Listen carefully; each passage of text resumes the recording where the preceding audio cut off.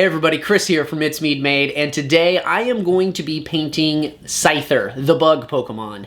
And it's going to be a really fun tutorial today because I'm just going step by step showing you the entire process of what I do to make this amazing looking model.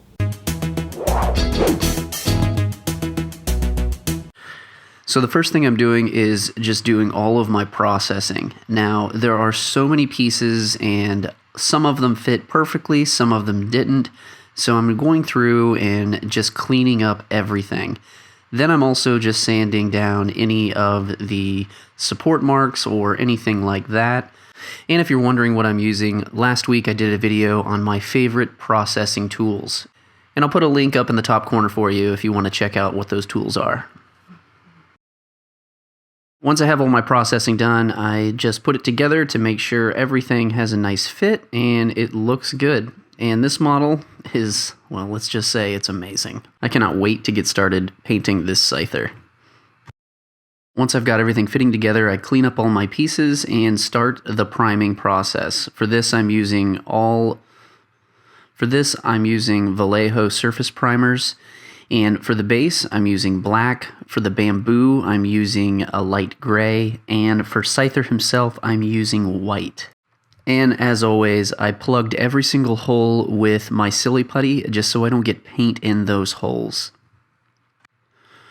Once I'm done priming and everything's dry, then I'm just taking a pick tool and taking out all of the silly putty. And sometimes it's a little bit of a pain to get all of that silly putty out, but a pick tool is very handy to be able to remove that silly putty.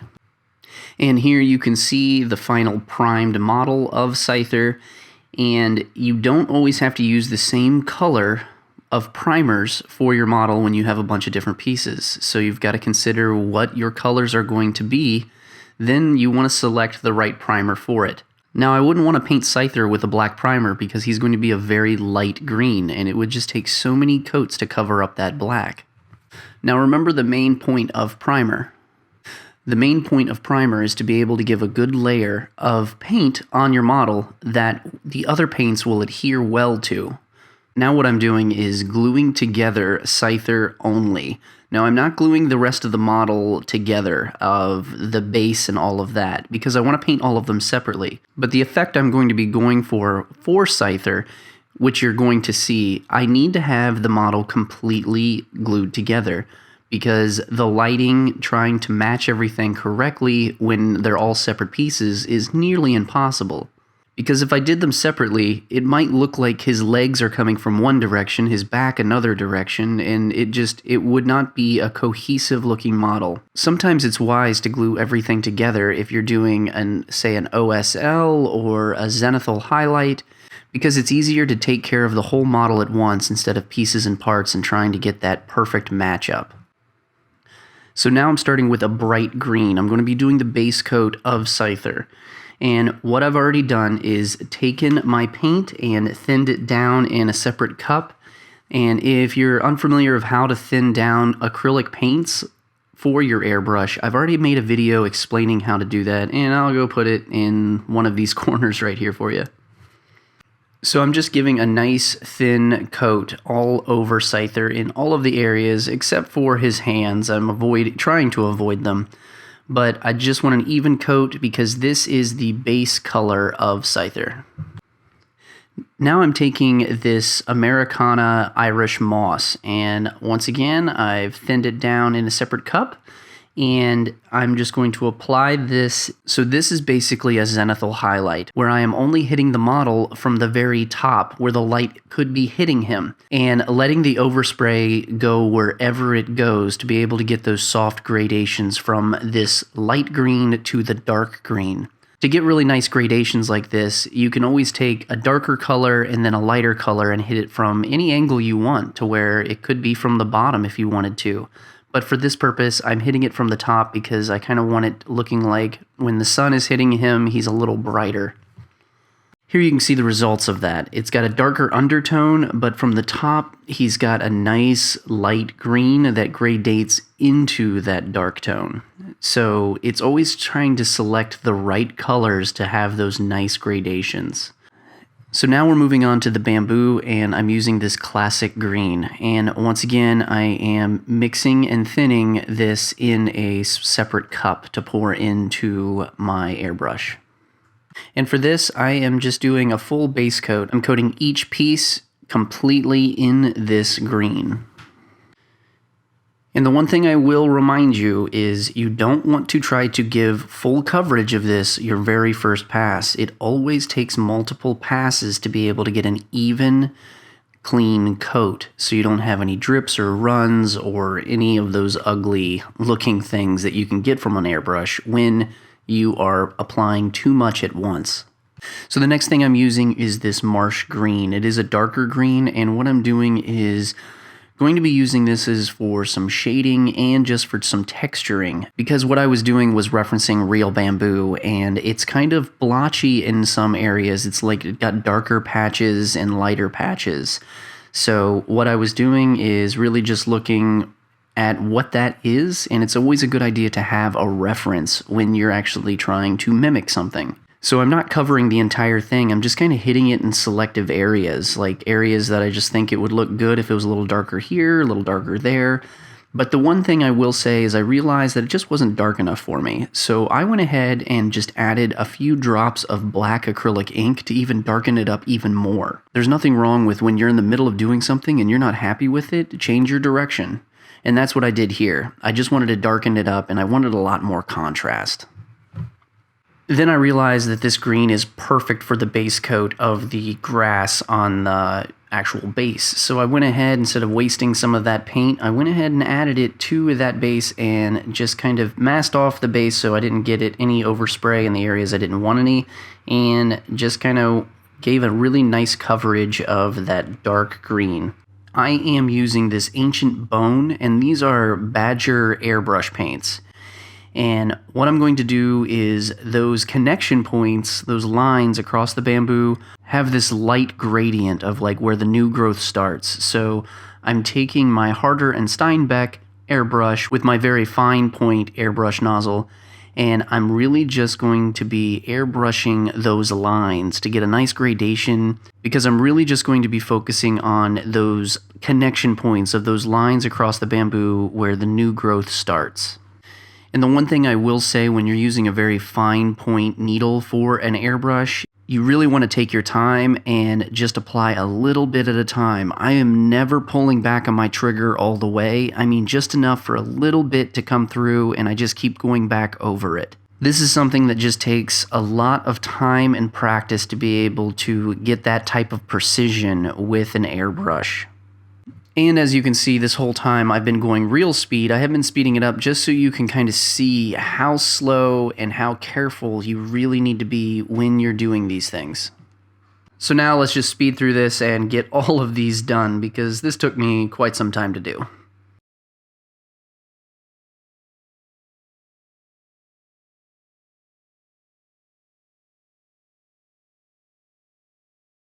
So now that I've got the airbrushing all done, I'm going to be using this folk art parchment, and there's certain areas on him that have this lighter tone that's kind of an off-white, so I've decided to just use this color.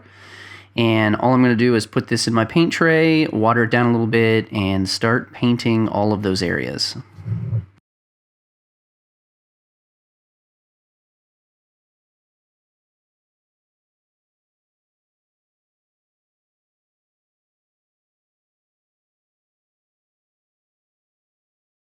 Now I have some areas behind his neck that's like, it's almost like a collar, and it's really hard to get to.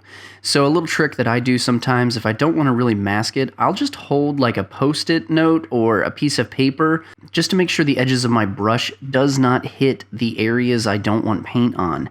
So I'm kind of using it as a semi-funnel and a block. So you can use masking tape and things like that, but for this it was just one little tiny area, and I'm just using that Post-it to get into that crack of the neck.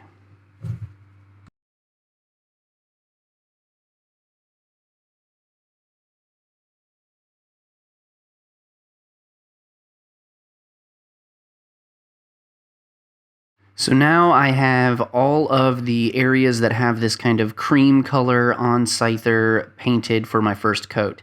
This is the key to painting things with a lighter paint on a darker tone, is you need to really focus on light, thin coats. Light. And you do not want to overdo it. You just want to take your time and make sure that you've got it thinned down and you're just painting it and getting all of those little coats. This is going to take me multiple coats to be able to get that color completely solid. So while this is drying, I'm going ahead and painting the blades this white, and it's just a solid white, and I've got it in my paint tray right here, and I've watered it down, and I'm just doing nice thin coats. But this is a dark green that I'm kind of going over with it, so it can be a little bit challenging for the amount of coats it's going to take for me to get this at full white with no green showing through.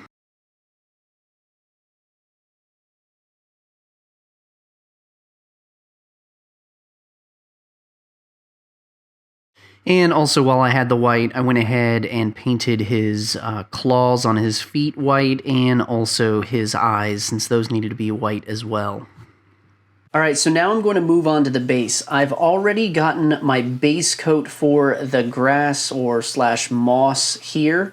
And what I'm going to do is just apply a dry brush to really just brighten this up.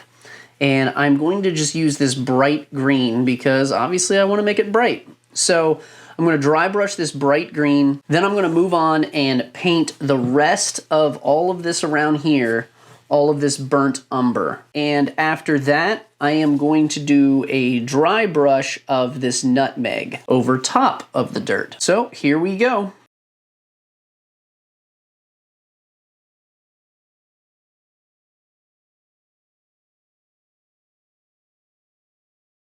Alright, so there you go. There's a lot of good definition in that now. All the ridges are really bright green, but the base is still that dark green. And when I start bringing out the brown, it's just going to even pop even more. So now I'm going to move on to putting this burnt umber on.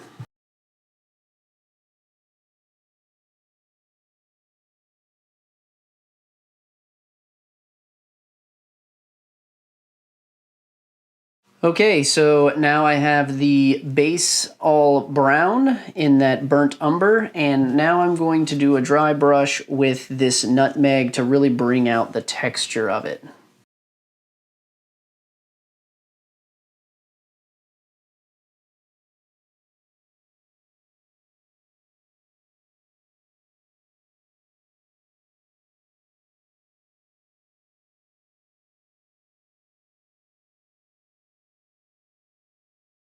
So now that I've got this all dry brushed with the dirt, I'm going to go ahead and add some of this honeycomb and dry brush just a tiny bit of that. So I'm just going to put a little tiny dot and get some of that on my brush. And I haven't cleaned my brush. There's still that brown, so it's kind of mixing in there. And I'm just going to hit this path a little harder because it's kind of a path and I want it to be worn. Just to be able to give it a little bit more of a highlight.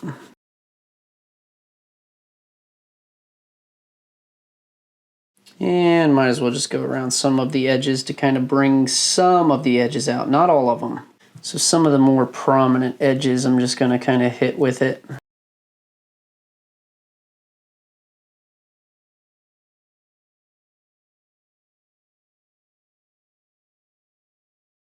So you can see some of that is a little more prominent along there.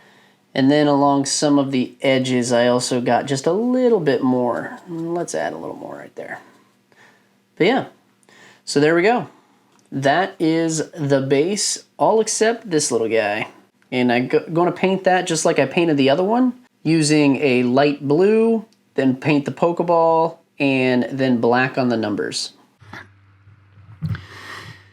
So now I'm just going back and forth and painting the white of the blades and also that cream color on him because I had to just keep building up that color because it's just a dark color underneath it. And when you're dealing with such a light color, it just takes multiple coats, and this took me quite a few coats. All right, so now I'm just going to apply black where the pupils are going to be.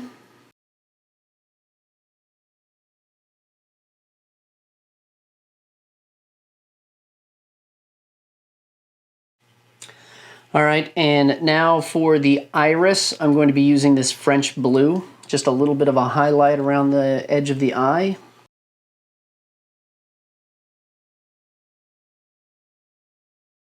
You can see that, just a little bit of a curve.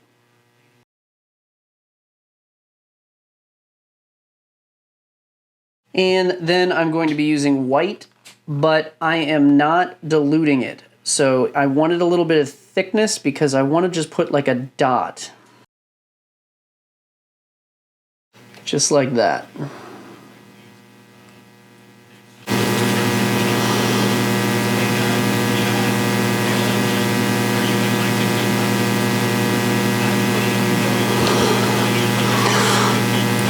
There we go. So you can see the eyes. Then once again, I'm just going back and doing like the third or fourth coat to these blades with this white. All right, so I've hit a little bit of a snag. And it's not really much of a snag, I'm just annoyed by it. But the blades, I have done like 5 coats of white, thin white coats, and you can still see through it. And I'm really annoyed by it, so I've already had plans to actually hit this with the airbrush on the edges to kind of darken it and give a little bit of a shading to it. So I'm going to go ahead and mask it off now. So then I can hit this with white and then do my shading on it as well. And all I'm going to be using is this Tamiya masking tape and mask all of it off, basically the arms, so I don't get any overspray. And then I've got to kind of look at this angle, so I might wrap his head too.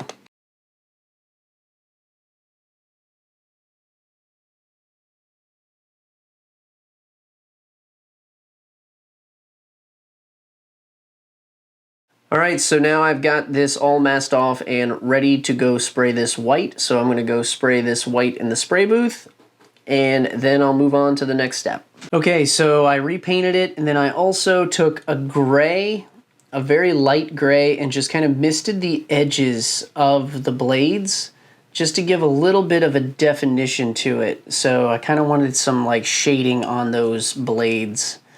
So now I just got to carefully take all the tape off and go from there.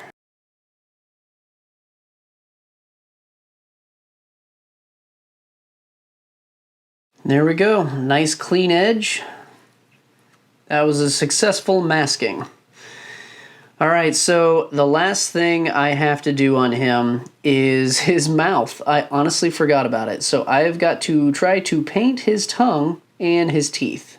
And for his tongue, I'm going to be using this Vintage Tea Rose.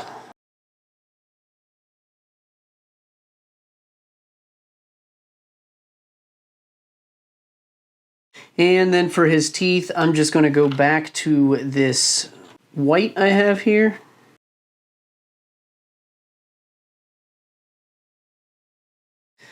Now I did notice I do need another coat on his toes. For some reason the blades just did not paint well, but his toes did paint pretty well. I didn't have to put a bunch of coats on there.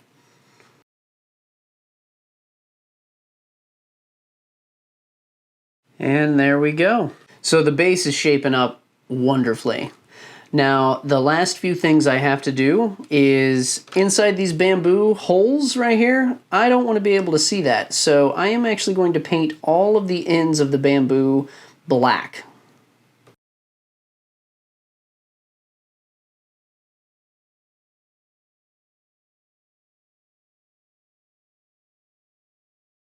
Alright, so now I have all of those holes filled, and I just think that looks a lot nicer with those like dark shadows with them. So now I'm going to take all of this off and I'm going to paint the face. Okay, so now that I have Scyther here, I'm going to add just a little bit of finishing touches to it. And one of the things is I'm going to draw some lines for the eyebrows just to give it that cartoony look.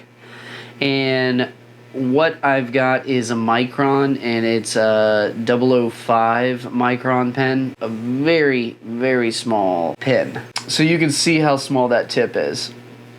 So I'm going to take it and just edge some lining right there. And I'm going to fill in the nostrils so it's a little dark.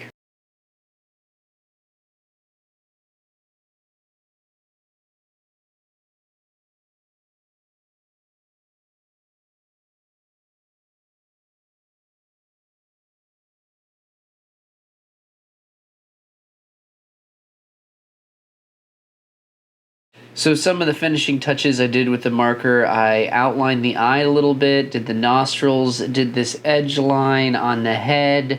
Then on the blades, I drew some little cartoon-like slash lines. And then I outlined the abdomen. So, like, I feel like that gives me a really good look to it. It feels pretty cartoony, but a little bit realistic. So working on the wings is going to be in the next video, and I'll go ahead, if it's out yet, I'll put a link right here for you up in the top right, and if it's not, it'll be out in a few days.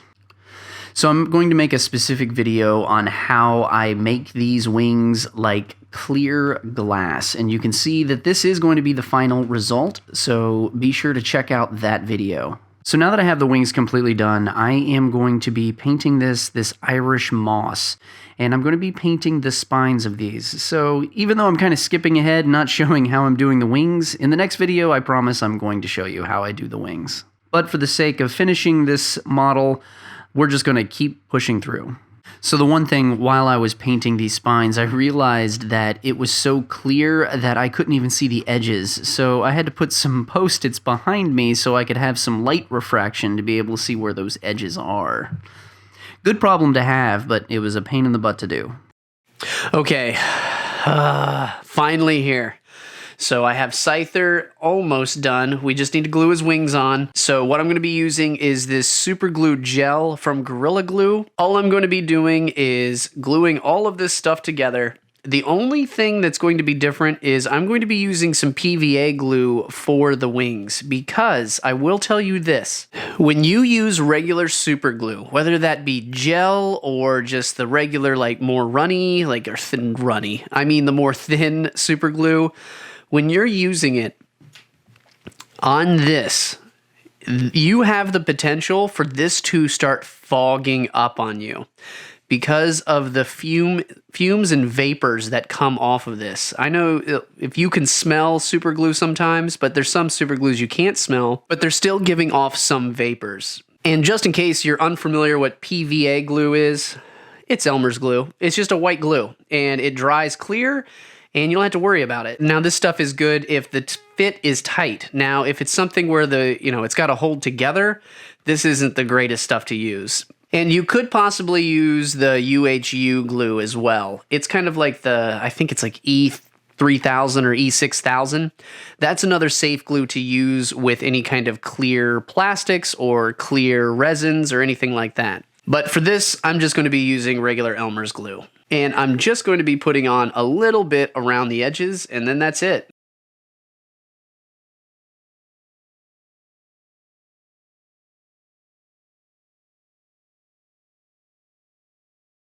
So Scyther is now 100% done. This was a good compression fit, so I made it a little bit tight because I knew I was going to be using this stuff. So I'm going to set this aside and close this up. Now I'm just going to be using my favorite stuff, Gorilla Glue Super Glue Gel. So luckily I have test fitted this so many times, I know where all of these pieces go. So I'm just going to go ahead, speed through this real quick, and get all of these bamboo pieces stuck in here.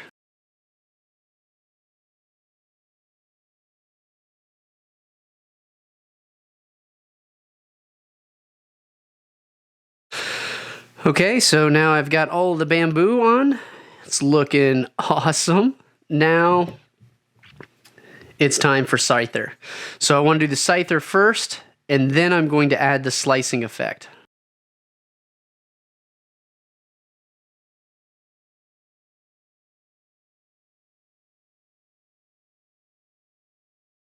Now, one thing I will say, if you noticed, I made these wings crystal clear. but I did nothing to this because this is still kind of foggy, and I kind of wanted that. I wanted the difference between this crystal clear and this fog.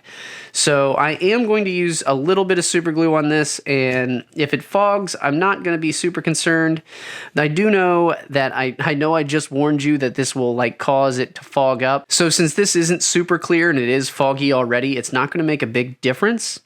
And the gel, I've noticed, doesn't really do that bad of a job with it. That's why I like the gel.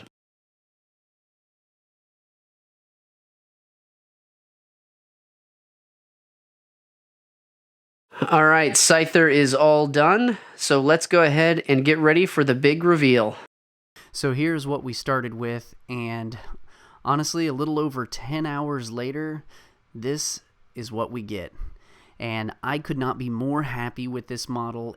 As you saw along the way, this really wasn't that hard to get the results looking like this. It was just a bunch of simple techniques added upon each other. But hopefully this video has shown you a few different ways to use these simple techniques. But this was such a great model, and it was honestly so much fun to paint. And I really hope you like it. I'd love to hear in the comments of how you might use one of the techniques in this video. Even though I'm done painting this model, I'm still not done showing you what I did for everything on this model. And the next video, I am going to be showing you how I made those wings crystal clear. So I wish you guys a great day, and I will go ahead and see you in that next video.